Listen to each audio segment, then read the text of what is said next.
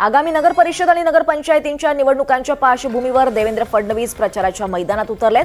आज मुख्यमंत्री देवेंद्र फडणवीस नागपूर दौऱ्यावर असणार आहेत। त्याबरोबरच गडचिरोली, भंडारा, तुमसर या ठिकाणी त्यांच्या प्रचार सभा होणार आहेत।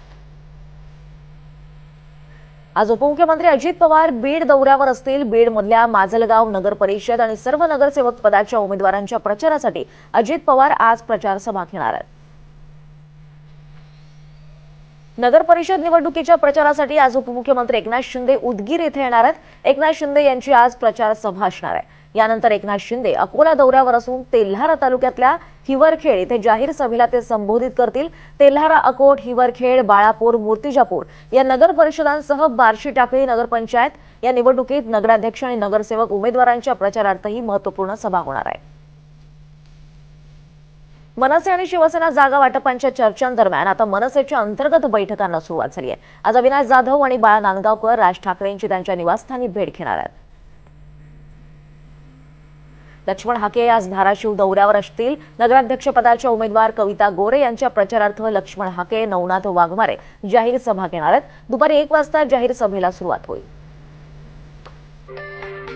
तोतया महिला आयएस प्रकरणी मोठी अपडेट समोर आली आहे। कल्पना भागवतच्या बॉयफ्रेंडसह एकाला दिल्लीतून अटक करण्यात आली आहे। मोहम्मद अशरफ असं अटक केलेल्या आरोपीचं नाव आहे। मोहम्मद अशरफच्या अटकेनंतर अनेक खुलासे होण्याची शक्यता आहे। या तोतया महिलेची केंद्रीय गुप्तचर यंत्रणा चौकशी करत होती।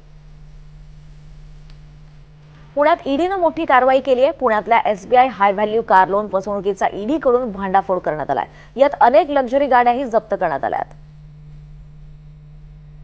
सरपंच संतोष देशमुख यांची गेल्या वर्षी निर्घृण हत्या करण्यात आली होती। या हत्येला आज वर्ष पूर्ण झालंय। या पार्श्वभूमीवर बीडच्या मस्साजोग येथे वर्ष श्राद्धचा कार्यक्रम होणार आहे। या निमित्तानं अनेक नेते त्या ठिकाणी येण्याची शक्यता आहे। नंदुरबार शहरात 2 डिसेंबर रोजी आठवडे बाजार बंद राहणार आहे। तिथे दर मंगळवारी बाजार भरतो, मात्र 2 डिसेंबरला मतदान असल्यानं बाजार बंद राहील। 50% आरक्षणाची मर्यादा ओलांडलेल्या ठिकाणी निवडणुका होणार नाहीत। जिथे मर्यादेचं पालन होईल तिथेच निवडणुका घ्या, असे सुप्रीम कोर्टाचे आदेश आहेत।